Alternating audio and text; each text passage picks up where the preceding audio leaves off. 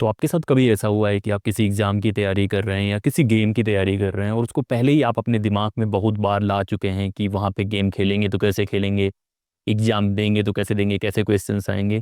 इसे बोलते हैं विजुअलाइजेशन। और विजुअलाइजेशन बहुत पावरफुल टेक्निक है किसी भी काम में बहुत एक्सेल करने के लिए और कुछ अलग करने के लिए। विराट कोहली, स्टीवन स्मिथ का नाम तो हम सबने सुना होगा। क्रिकेट की दुनिया में दोनों जाने जाते हैं, ना सिर्फ अपनी प्रैक्टिस और बैटिंग के लिए, बल्कि दोनों ने एक बात बहुत अच्छी बताई है कि जितना वो प्रैक्टिस करते हैं ग्राउंड पे, उससे ज़्यादा वो सिचुएशन को विजुअलाइज करते हैं, उसको याद करते हैं, उसको कनेक्ट करने की कोशिश करते हैं कि जो ग्राउंड पे होने वाला है वो पहले ही इमेजिन करके उस सिचुएशन में कैसे रिएक्ट करेंगे उसके बारे में तैयारी कर लेते हैं। दोस्तों, आज मैं आपको बताने वाला हूँ विजुअलाइजेशन के बारे में, विजुअलाइजेशन इतना इंपॉर्टेंट क्यों है और वो आपको कैसे रेडी करता है इस तरह की सिचुएशंस के लिए, और क्यों बहुत इंपॉर्टेंट हो जाता है पढ़ाई के डोमेन में।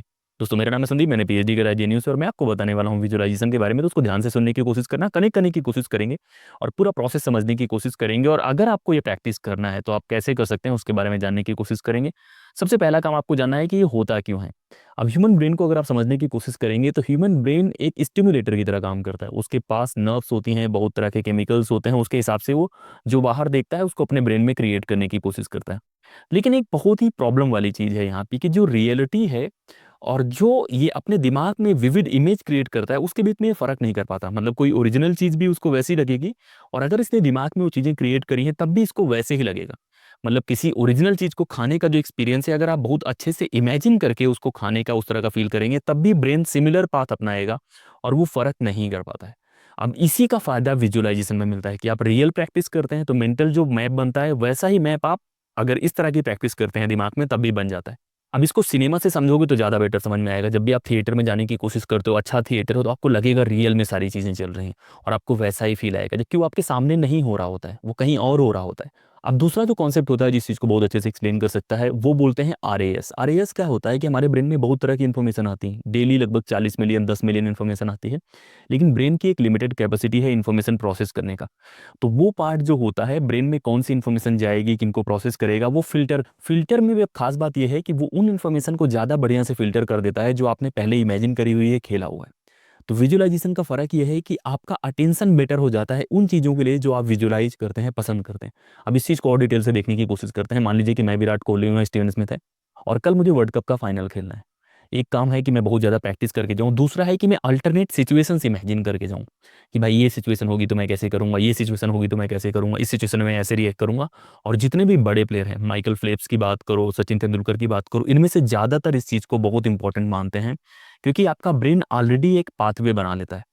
मान लीजिए आप कहीं जाना चाहते हैं और आप ऑलरेडी बहुत सारी सिचुएशंस को अपने दिमाग में तैयार कर लिया कि ऐसे हो जाएगा तो ऐसे करूँगा, 10 रन पे 3 विकेट गिर जाएँगे तो ऐसे करूँगा, पहले पॉलिटी आ गया तो ऐसे करूँगा, पहले हिस्ट्री आ गया तो ऐसे करूँगा। ये सारी चीज़ें अगर आपने इमेजिन करी हैं, तो जब आप रियल सिचुएशन में जाएँगे तो ब्रेन को ये अचानक नहीं आएगा कि भाई ये क्या हो गया, अचानक कुछ हो गया। आपका ब्रेन ऑलरेडी उन सिचुएशंस के लिए तैयार है कि यार प्लान ए आएगा तो क्या होगा, प्लान बी आएगा तो क्या होगा, प्लान सी आएगा तो क्या होगा। तो आपने अपने ब्रेन को ऑलरेडी रेडी कर रखा है। जैसे वैक्सीनेशन में क्या होता है, वैक्सीनेशन में आपको डोज दे दी जाती है कि उस तरह की बीमारी जब आपको रियल में लगे तो आपका बॉडी रिस्पॉन्ड। उसी तरह से विजुअलाइजेशन क्या होता है, आपके ब्रेन को रेडी कर देता है उस सिचुएशन के लिए। अब और अच्छे तरीके से इसको समझने की कोशिश करते हैं कि विजुअलाइजेशन वास्तव में होता है क्या। बहुत लोगों को लगता है कि जैसे हम सोच रहे होते हैं कि हम कल आईएएस बन जाएंगे, गाड़ी से उतरेंगे, केवल ये डे ड्रीमिंग है। विजुअलाइजेशन उस पूरे प्रोसेस के बारे में है, जो प्रोसेस है कि आप प्री कैसे क्रैक करेंगे, कितना पढ़ेंगे, मेंस कैसे करेंगे, प्री में ये पार्ट कैसे पढ़ेंगे। विजुअलाइजेशन बहुत डिटेल्ड होता है, एक मेडिटेशन की तरह होता है कि आप शांत होकर सारी चीज़ें, सिचुएशंस इमेजिन करते हैं और उसके हिसाब से होने की कोशिश करते हैं। दूसरा है कि ये बहुत एक्टिव होता है। जब भी हम डे ड्रीमिंग करने की कोशिश करते हैं, सपना देखते हैं कि यार ये कर लेंगे, वो कर लेंगे, उसमें बहुत पैसिव होते हैं, लेटे हुए हैं, कुछ कर रहे हैं। लेकिन जब भी हम विजुअलाइज करते हैं, एक-एक चीज़ बहुत क्लियरली हमें पता होती है। जैसे आप क्रिकेट के बारे में बातें करूँ, मैं क्रिकेट का बहुत एग्ज़ाम्पल लेता हूँ क्योंकि मैं क्रिकेट पसंद करता हूँ। तो अगर विराट कोहली के तौर पे मैं इमेजिन करूँगा तो मैं ये भी देखूँगा कि पहला ओवर कौन लेके आ रहा है, दूसरा ओवर कौन लेके आ रहा है, तीसरा ओवर कौन लेके आ रहा है। उस तरह की सिचुएशंस जब आप इमेजिन करते हैं तो आपको पता होता है एक-एक चीज़ उस गेम के बारे में, अपनी शॉर्टकमिंग्स के बारे में, आपकी स्ट्रेंथ के बारे में, वीकनेस के बारे में। तो विजुअलाइज़ेशन करने का सबसे बेस्ट तरीका है कि आप खुद कहाँ सिचुएटेड हैं उसको देखिए, जो कॉन्टेक्स्ट है उसको देखने की कोशिश कीजिए और फिर विजुअलाइज़ कीजिए और ये हेल्प करता है। अब पढ़ाई के डोमेन में इसको आप कैसे कर सकते हैं उसके बारे में बातें करते हैं। पढ़ाई में बहुत सारे बच्चों को मैंने देखा है जो बहुत पढ़ते हैं, 10 घंटा, 11 घंटे, 12 घंटे, रिवीजन सब कुछ अच्छा करते हैं। लेकिन जब वो एग्ज़ाम में जाते हैं, एग्ज़ाम में पैनिक कर जाते हैं। विजुअलाइजेशन आपको पैनिक से बचा सकता है, क्योंकि आपके लिए वो सिचुएशंस नई नहीं होगी। आप ऑलरेडी उस तरह की सिचुएशंस इमेजिन कर चुके होंगे। सेम फेल्योर के साथ है कि बहुत बच्चे जब एग्जाम में फेल कर जाते हैं, उनको पता नहीं लगता कि कैसे टैकल करना है।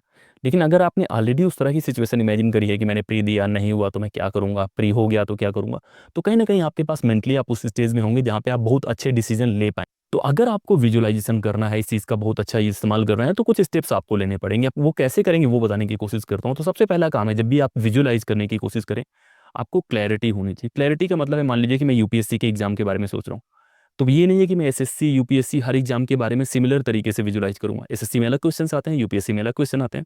तो आपके दिमाग में क्लैरिटी होनी चाहिए कि ये यूपीएससी के बारे में है, यूपीएससी में भी कौन सी स्टेज, प्री के बारे में, मेंस के बारे में, इंटरव्यू के बारे में। जितना डिटेल्ड होगा, जितना क्लियर होगा, उतना बेहतर होगा, क्योंकि आप रियल लाइफ सिचुएशन में जाने की कोशिश कर रहे हैं, रियल लाइफ सिचुएशन खुद से इमेजिन करने की कोशिश कर रहे हैं। अभी एक वर्चुअल रियलिटी वाला कॉन्सेप्ट आया है, जहाँ लोग ये पहन लेते हैं, फिर उनको वो रियल दिखने लग जाता है कि यार पहाड़ में जा रहे हैं, गिर रहे हैं। वैसे ही आपको इमेजिन करना है कि पहाड़ से लेके एक एक चीज़ इमेजिन करनी है, पेपर सेंटर सारी चीज़ें इमेजिन करनी है। तो पहले जितना क्लियर रहेगा आपका ब्रेन, उतनी रियलिस्टिक इमेज बनाएगा, उतनी रियल सिचुएशन में आपको ले जाएगा, उतना बेटर आप परफॉर्म करेंगे। तो बहुत क्लैरिटी होनी चाहिए, ये नहीं कि वेग सा बना लिया कि एग्जाम में जा रहा हूँ ऐसे करूँगा, ऐसे नहीं करना। क्लैरिटी।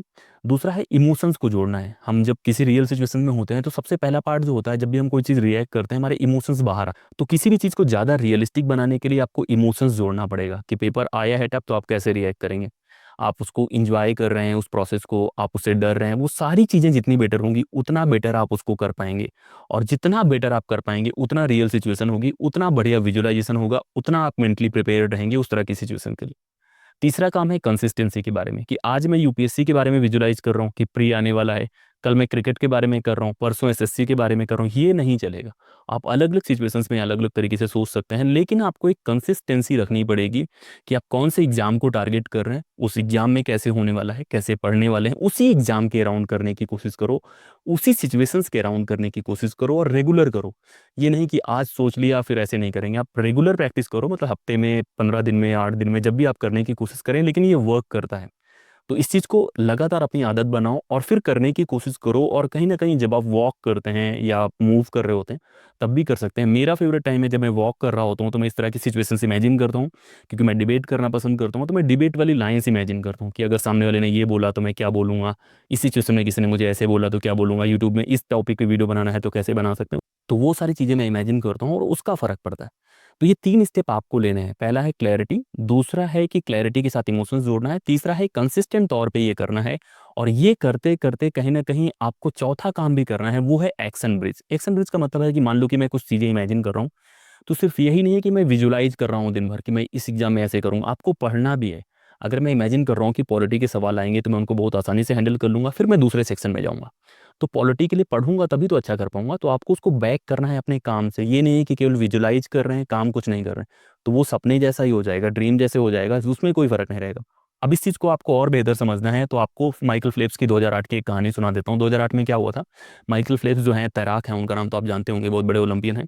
वो तैर रहे थे और उनका जो चश्मा था उसमें पानी भर गया था। और ये वाली सिचुएशंस पहले बहुत कम लोगों के साथ हुई है, लेकिन ये सिचुएशन वो पहले ही इमेजिन कर चुके थे कि अगर इस तरह की सिचुएशंस आती है तो मैं क्या करने वाला हूँ। और इसी वजह से उन्होंने गोल्ड मेडल जीता। तो इस तरह की सिचुएशंस जब आप पहले से इमेजिन कर लेते हैं, किसी भी सिचुएशंस के बारे में, चाहे यूपीएससी है, क्रिकेट है, किसी भी सिचुएशन के बारे में करते हैं, तो आपका ब्रेन पहले ही रेडी हो जाता है, क्योंकि उसको लग जाता है कि इस तरह की सिचुएशंस मैंने पहले ही टैकल करी हैं, तो एक पाथवे बना देता है। जैसे किसी जगह पे आप घूम के आ गए हैं, तो आपके लिए आसान होगा ना वहाँ जाना कि यार ये रास्ता लेना है, वो वाला रास्ता लेना है, फिर मैं वहाँ पहुँच जाऊँगा। तो उसी तरह से विजुअलाइजेशन होता है कि इस चीज़ को समझने की कोशिश करो। जितने भी एलीट लोग हैं, जितने भी अलग लोग हैं, जो सफल लोग हैं, वो इस चीज़ का इस्तेमाल करते हैं और बहुत बढ़िया इस्तेमाल करते हैं। तो अगर आप ये चीज़ें करना चाहते हो, अपने लाइफ में उतारना चाहते हो, तो इसको ला सकते हो। ये इम्पैक्ट करती है, वो मैं बता रहा हूँ आपको। आपको स्मार्ट रहना है, आप कैसे करने वाले हैं, क्लैरिटी, इमोशंस, उसके बाद डे ड्रीमिंग से अलग है, ये बात पता होना चाहिए। एक्शन बेस बनाना है और ज़्यादा से ज़्यादा कंसिस्टेंट तौर पे करना है, अगर आप ये करना चाहते हैं। तो इस वीडियो में इतना ही, लगातार बने रहो। टेलीग्राम, इंस्टाग्राम पे जुड़ने की कोशिश करो। और ज़्यादा लाइव वाले सेशन हम करने वाले हैं, तो आप कमेंट करके बता सकते हैं, वहाँ बहुत तरह की बातें हम लोग वहाँ पे कनेक्ट करेंगे। और लगातार इस तरह के वीडियो शेयर करने की कोशिश करो, ज़्यादा से ज़्यादा लोगों तक फैलाने की कोशिश करो। इस वीडियो में इतना ही। जय हिंद।